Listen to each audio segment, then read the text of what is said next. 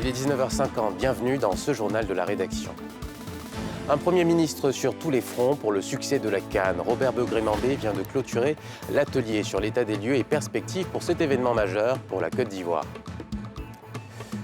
La destruction d'une école qui se trouvait sur le tracé de la Y4 fait réagir. On en parle dans ce journal. Et puis on vous invite également dans cette édition à partager le quotidien de patients et de médecins dans la lutte contre le cancer de la prostate, décrit comme le tueur silencieux. Mesdames et messieurs, bonsoir. Le Premier ministre Robert Begré-Mambé a présidé ce jeudi la cérémonie de clôture du séminaire du COCAN sur l'état des lieux et perspectives des préparatifs de la CAN Total Energy 2023.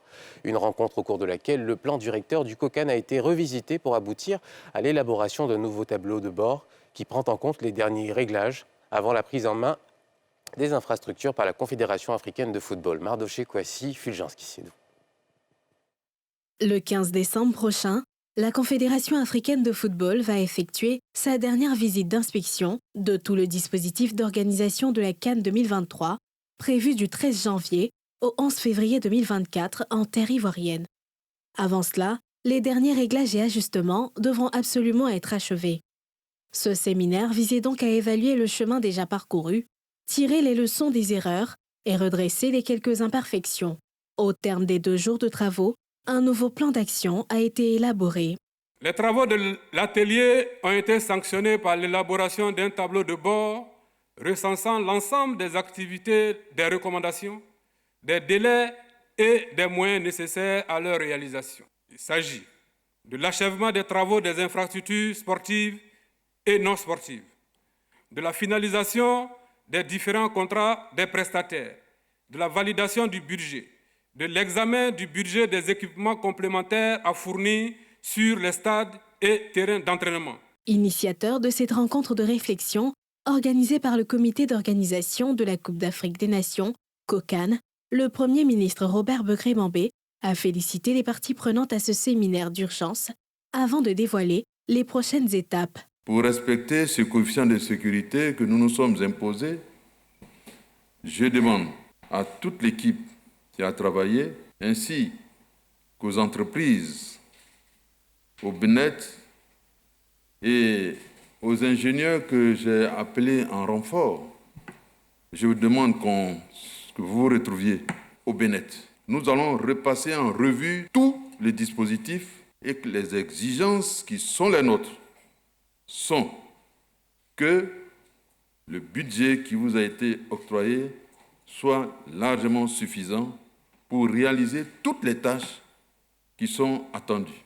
Ce séminaire fait suite à une rencontre d'évaluation entre le Premier ministre et tous les acteurs engagés dans l'organisation de la CAN 2023. Le chef du gouvernement s'est engagé à offrir au monde du football, conformément aux vœux du chef de l'État, la plus belle CAN jamais organisée.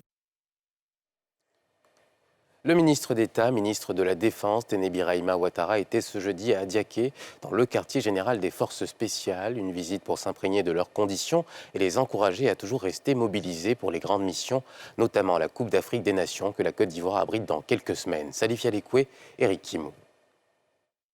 Adiaké, localité sud-est ivoirien, région du Sud Comoé, située à environ 94 km d'Abidjan.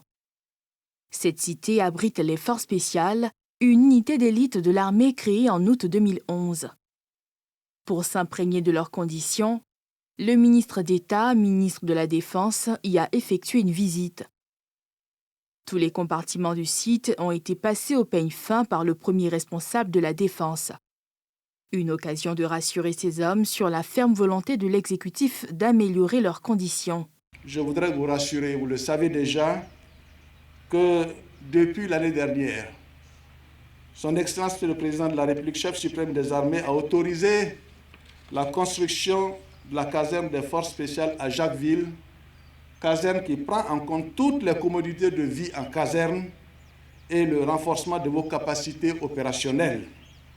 Les travaux sont bien avancés Et Adjaké sera un vieux souvenir. Chef de l'État, chef suprême des armées, est fier de vous et ne ménage aucun effort pour votre bien-être et pour vous permettre d'être apte à servir la nation en tout temps et en tout lieu.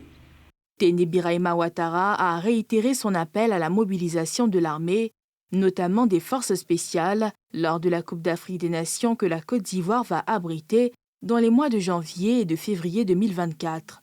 Un événement qui va drainer du monde sur les bords de la lagune ébriée. Un défi sécuritaire. Cette visite a été marquée par une démonstration des forces spéciales.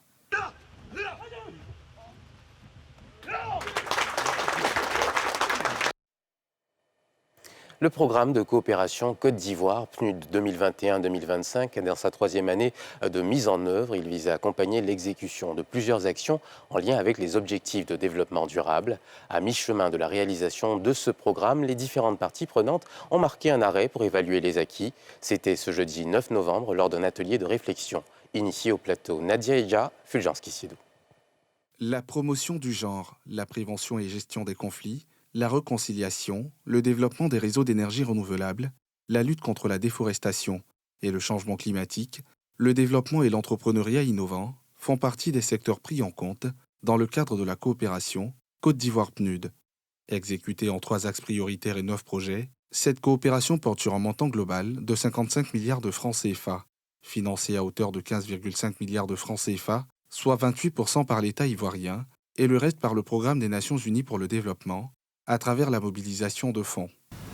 Sur la période 2021-2023, le PNUD a mobilisé un montant de 32 millions de dollars.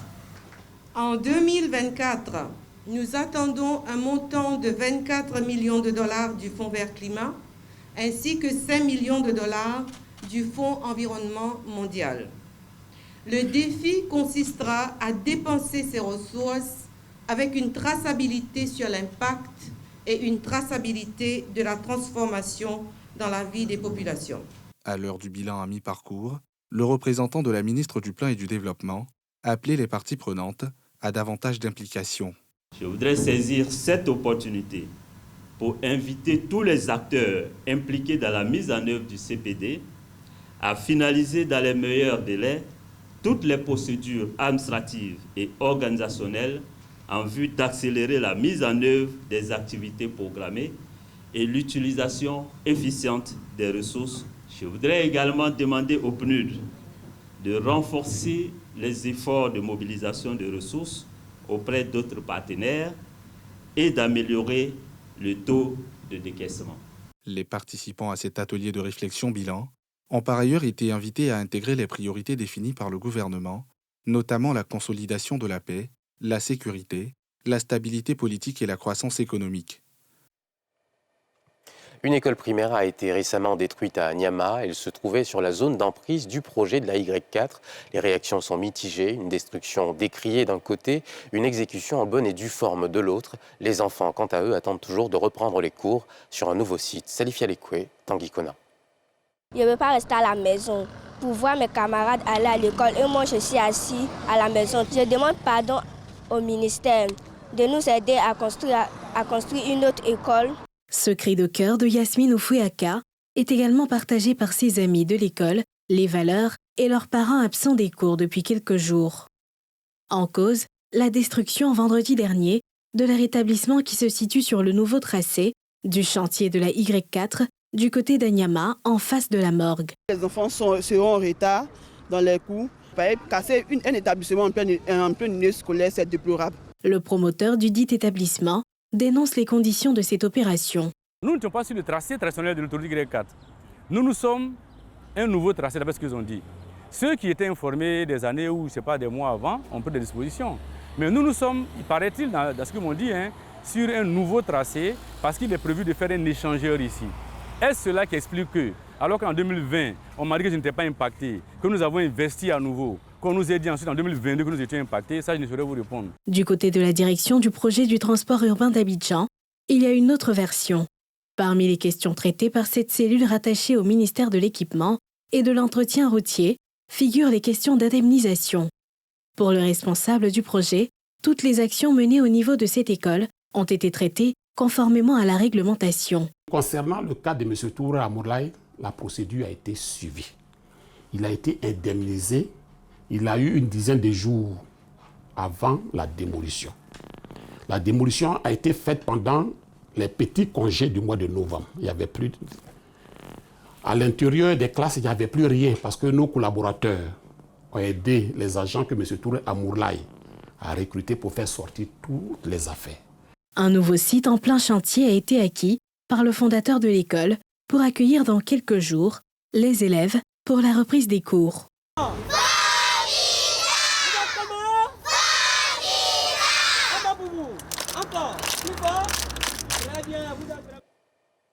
À l'occasion du mois de novembre, qui marque la campagne annuelle de Novembre Bleu, qui vise à sensibiliser sur les maladies masculines, en particulier le cancer de la prostate, nos reporters se sont rendus au CHU de Cocody pour immortaliser le quotidien de médecins en urologie et de patients atteints du cancer de la prostate. Un pan de vie partagé dans ce reportage de Stéphanie Poté et de Tanguy Conan. CHU de Cocody. Ce patient est malade du cancer de la prostate. À 66 ans, il a appris qu'il était atteint de cette tumeur il y a à peine une semaine. Pourtant, avant ce dépistage, il a multiplié les consultations de tout type. Vivre avec cette maladie affecte profondément les proches du malade. Son épouse se bat avec lui contre ce mal pernicieux. Une douleur, on ne dort pas la nuit. Moi, je vois ça difficile parce que comme on ne pouvait pas se lever ni marcher, je vois ça un peu difficile. Il faut le soulever, c'est un peu difficile. Qualifié de tueur silencieux, le cancer de la prostate est le premier cancer chez les hommes de plus de 45 ans. Ce mal est en général dépisté tardivement. Au CHU de Cocody, prendre en charge des patients atteints du cancer de la prostate de niveau avancé est courant au service urologie. Le cancer de la prostate, c'est une tumeur maligne, c'est-à-dire une multiplication anormale des cellules qui n'est plus contrôlée par l'organisme. Et la prostate elle-même, c'est un petit organe d'environ 20 grammes qui est situé derrière le pubis. À partir de 45 ans, on peut développer cette maladie-là. Alors, quand on parle de tueur silencieux, ça veut dire quoi? Ça veut dire que lorsque cette maladie arrive, au début, elle ne se signale pas. Elle ne se signale pas du tout. D'où la nécessité pour nous de demander aux hommes de venir consulter le plus rapidement possible à partir de 45 ans. Parce qu'elle ne se signale pas, cette maladie. Donc si elle se signale, ça veut dire que nous sommes à un stade très avancé déjà. On peut guérir de cette maladie qui est le cancer de la prostate à condition qu'on le découvre, on découvre le cancer là très tôt. Pour avoir des chiffres justes, ici, lorsque vous rentrez, vous pouvez avoir 70 à 80% des patients qui rentrent ici, qui rentrent pour un cancer avancé de la prostate. Pour arriver à bout de ce tueur silencieux, il est conseillé la détection précoce à travers les dépistages, car le cancer de la prostate, comme bien d'autres cancers, détecté plus tôt, réduit la morbidité et la mortalité liées à cette pathologie. Du 8 au 10 novembre 2023, l'industrie pharmaceutique en Afrique de l'Ouest se rassemble pour le 3e congrès de la Société ouest-africaine de pharmacie galénique et industrielle. L'événement, qui se tient au sein de l'université Félix Houphouët-Boigny d'Abidjan, est le rendez-vous incontournable des professionnels de la pharmacie, de la recherche et de l'industrie. Objectif, mettre en avant les avancées de la pharmacie galénique dans la sous-région.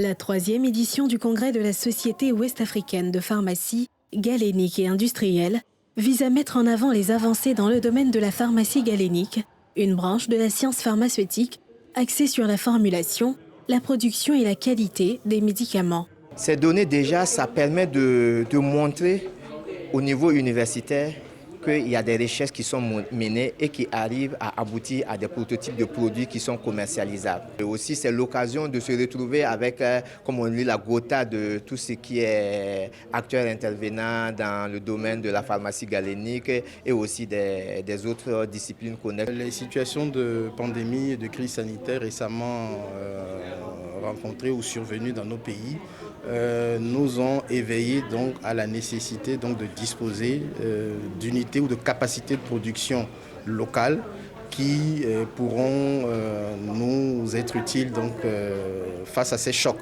Ce congrès est une étape importante pour stimuler l'innovation pharmaceutique dans la région et favoriser la collaboration entre les différentes parties prenantes de l'industrie. La pharmacie galénique, c'est la discipline de la pharmacie qui a pour objet la mise au point des médicaments, autrement dit, déterminer la formule, la composition et la fabrication proprement dite. Les objectifs, c'est de faire le point de la recherche et qu'est-ce qui peut faire l'objet d'une transposition d'échelle pour aller à l'échelle industrielle. C'est avec la Covid, les maladies dont vous parlez, la dengue, le paludisme, qu'à l'heure actuelle, avec justement le fait de prendre en compte la médecine traditionnelle, nos plans, que la Galénique vient de prendre un grand effort. Et notre rôle, en réunissant les acteurs, en les coachant, c'est de contribuer justement à faciliter la mise à disposition de ces médicaments au bénéfice de nos populations. Les participants venus de différents pays d'Afrique de l'Ouest ainsi que d'autres régions du monde auront l'opportunité d'échanger des idées, de partager des expériences et de discuter des dernières innovations dans le secteur pharmaceutique. Des sessions de conférences, des ateliers pratiques et des présentations de posters sont prévus tout au long de l'événement. Et c'est la fin de ce journal, merci de l'avoir suivi, mais restez avec nous tout de suite après, sans réserve. Ali Diarra Souba reçoit Soumaïla Kouassi Bredoumi, le porte-parole du PDCI-RDA. Bonne soirée.